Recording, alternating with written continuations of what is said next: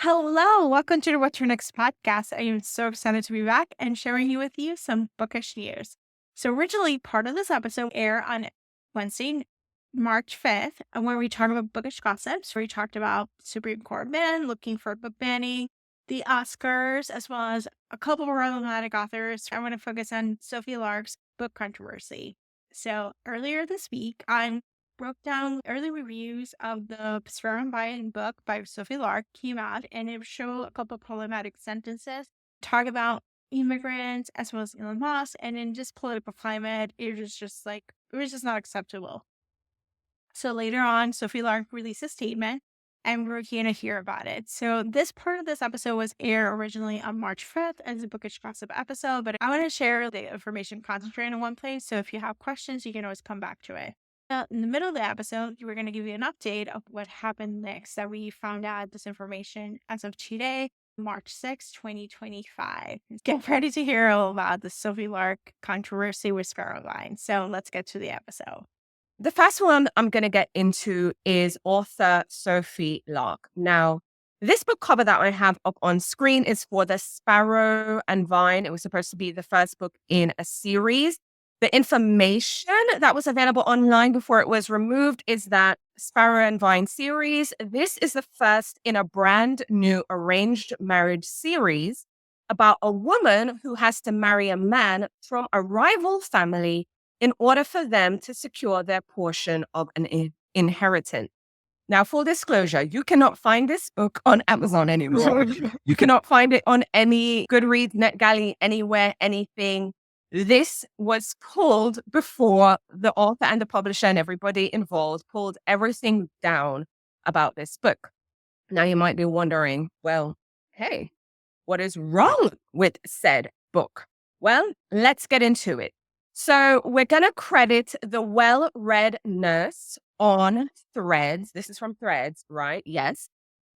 Who did a little highlight from a section in the book. And I quote, it says, highlight yellow location 839. And I quote, but shouldn't there be a crew of people with questionable work visas picking these grapes for me? Okay, that is one line of a larger, more problematic thing. Ellie, this author is alluding to immigrants who are not here legally. They should be the people picking what things. I mean, we live in a very fraught time where, things like this is extra, super, super sensitive. So clearly there would be a lot of backlash surrounding that. The author then goes on to put out a statement. I'm going to read the statement for you all, especially if you are listening or you just can't read the text on screen. So author Sophie Lark in a statement from Instagram says, I want to start by saying how much I appreciate this community. Your passion, support, and willingness to engage in meaningful conversations have always meant the world to me. That's why it's so important for me to address something I got wrong. It has been brought to my attention that certain lines in Sparrow and Vine were hurtful. Reading your messages and hearing your perspective over the past 24 hours has been humbling, and I want to acknowledge the pain my words have caused. I'm truly sorry. My intention was to craft and demonstrate a flawed main character, but instead I wrote dialogue that read as attacking to a community I care about very much.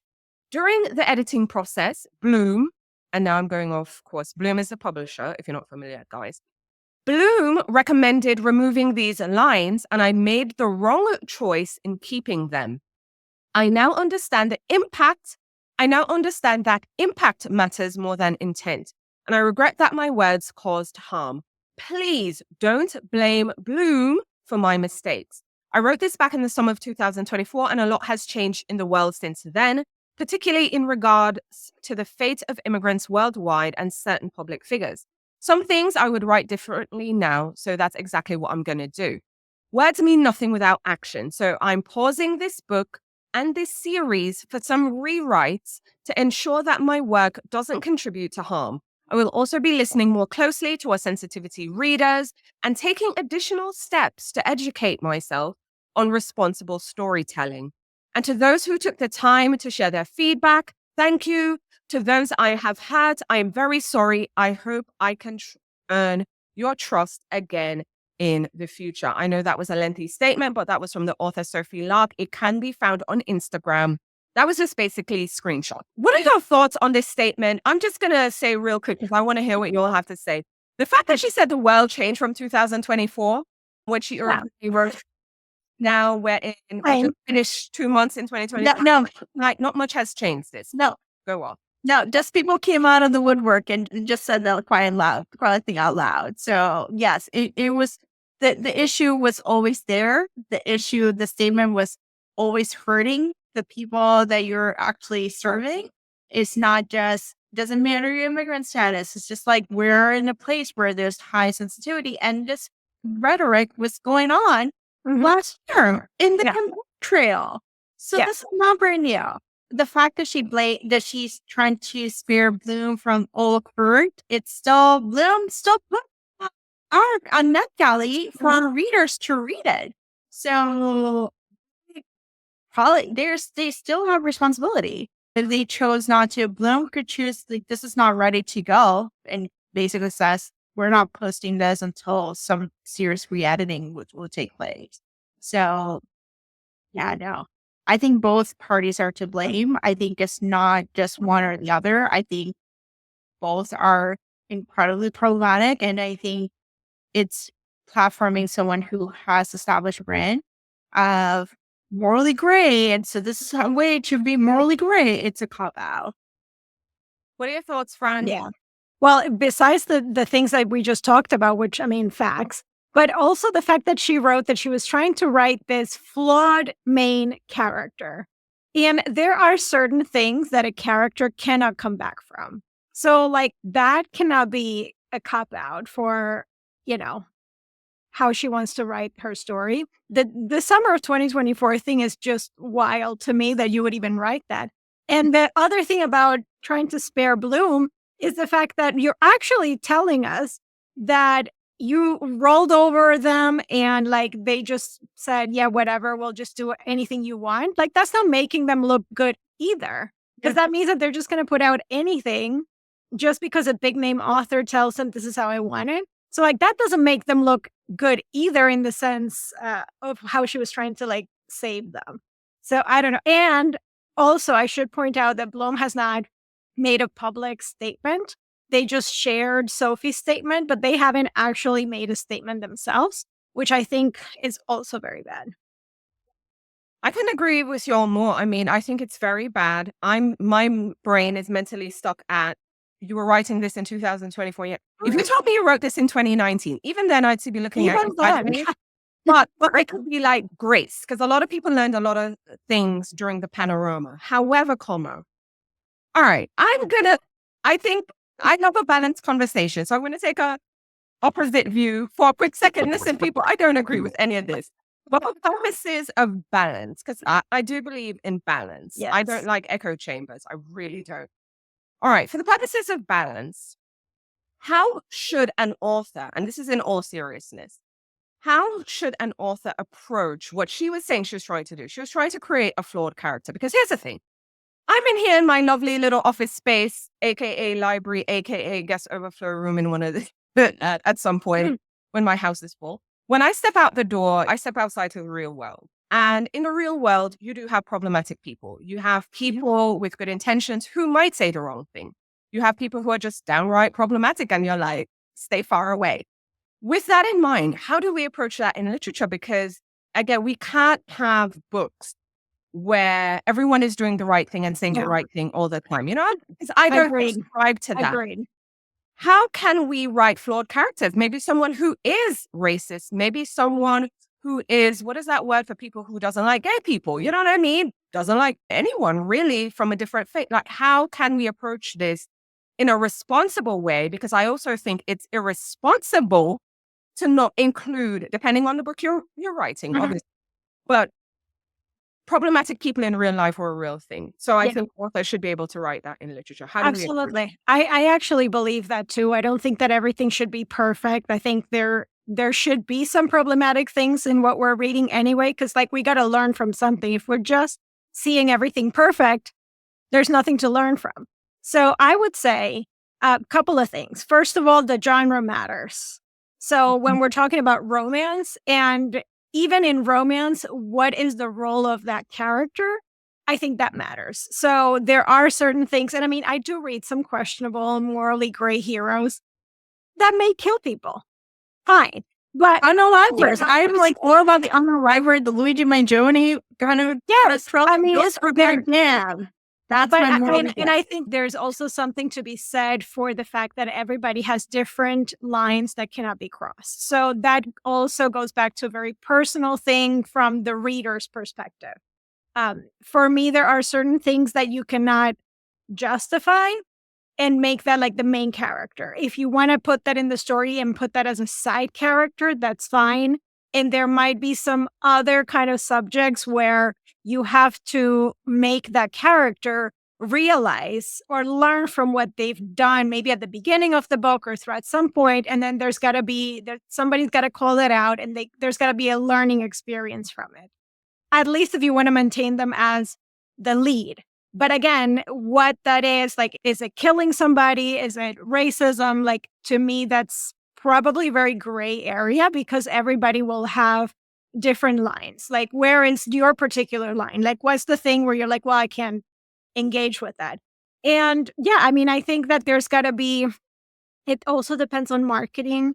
It depends on so many things. Like, you cannot go out here putting this hero there, which, I mean, people did mention the fact that nobody called this, like, it's not something that the hero's learning from. It's just, this is just how he is. And it maintains throughout the whole book. I can't say for sure because I haven't read the book. I did not. I don't really read Sophie Lark. But I think if you're going to make it the hero of a romance story, there's got to be some redemption to some tougher subjects. Because even the killers, there's always a little redemption moment or like something that makes them more like human. Right.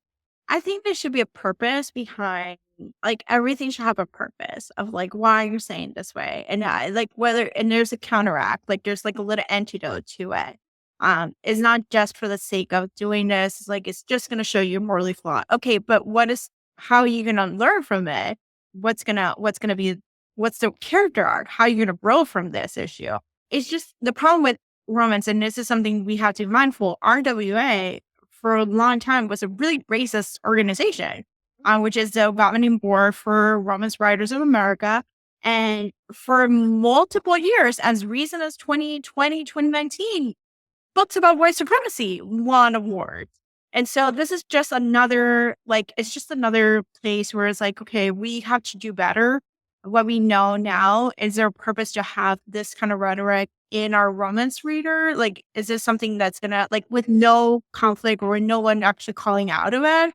Or can we actually, we're in 2025, we have an opportunity to have more critical voices to explain why this is not acceptable anymore. But then again, we're in 2025 where people are coming out of the woodwork and coming out being overtly racist. Mm-hmm. Listen, I always will forever say this. I'd rather know who you are than guessing who you are, you know? So, hello.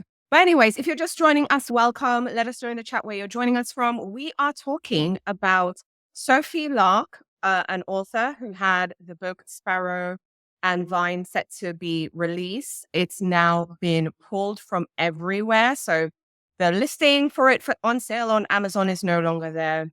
It's not on any NetGalley, Goodreads, just any platform where readers are reading early advanced copies. It has been pulled. Sophie also put out a statement apologizing to readers, specifically about some of her very problematic lines, like this one, which I have a screen grab from the Well-Read Nurse on Thread. So thank you, the Well-Read Nurse, for flagging that and having the receipts, because again, like I said, there's no trace of the book available online. I do want to note that the author did say it's being pulled. They're going to be, she's going to rewrite certain parts, and then I'm sure the book will see the light of day at that point. The author is also saying the publisher told her these things were problematic, but she chose to go along with it.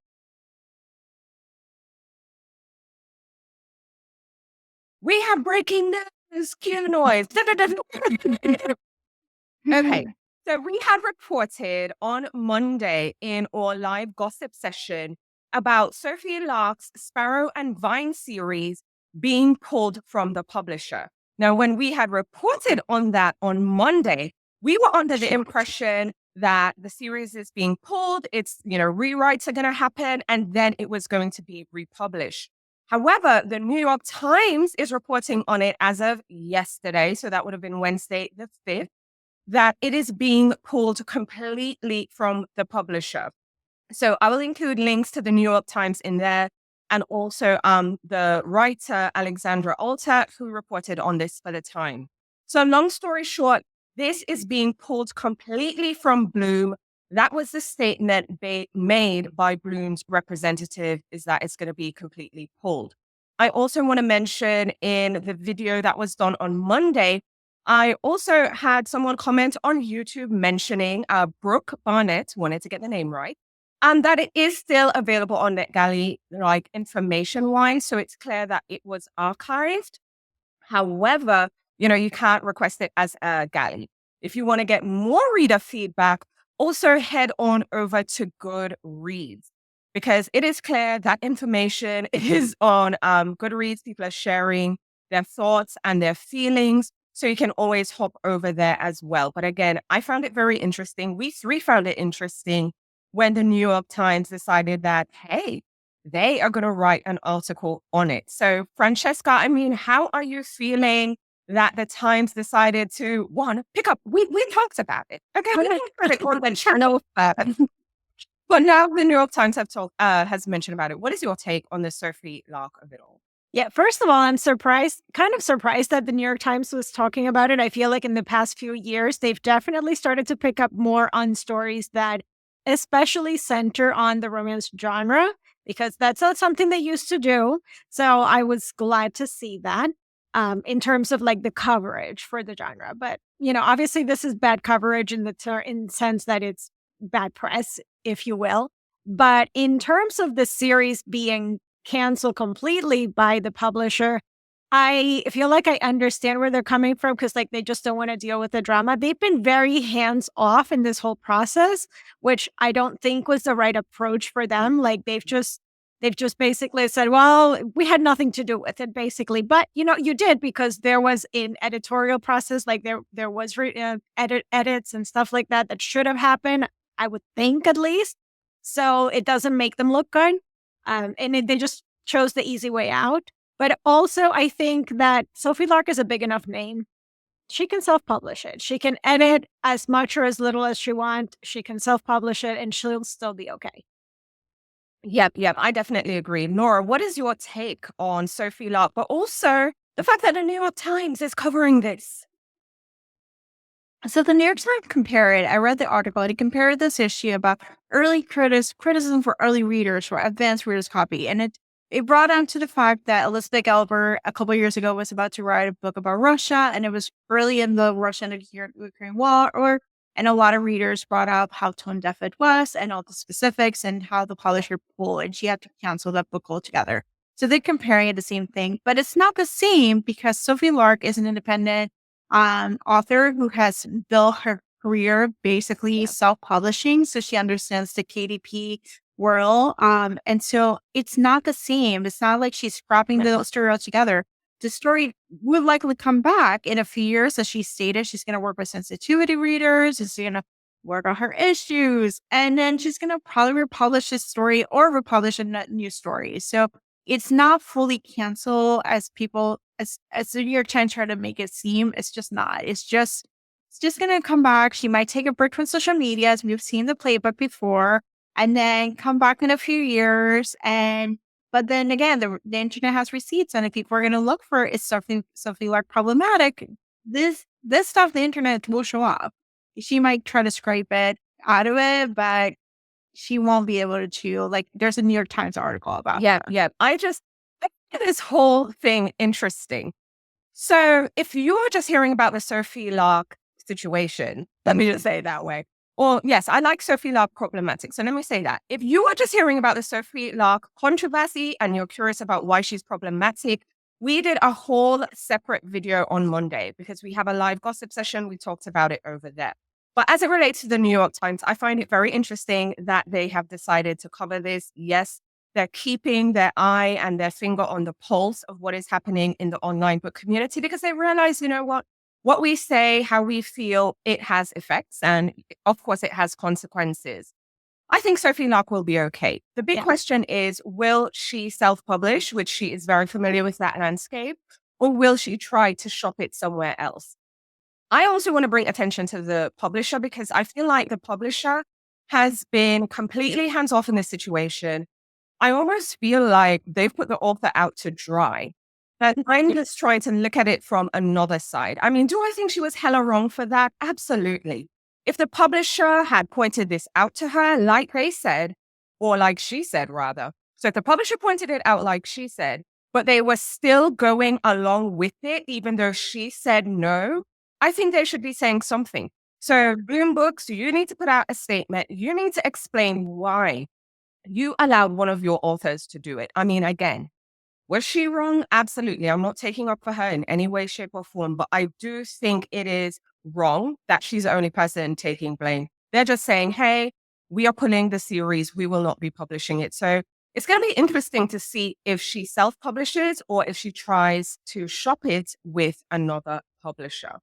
So there you have it. This is all that we know so far about Sparrow and Vine's book cancellation and Sophie Lark, what's going to happen. So if there's any other breaking news, I'll come by and I'll do a breaking news episode for you to keep you posted on this issue. So thank you so much for listening. If you enjoyed this podcast, please consider subscribe, rate, or review about it. It's the best way to support the podcast.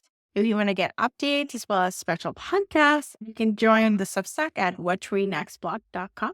There's a link to the Substack as well as more book lists every day. Thank you so much for listening. Have a great day.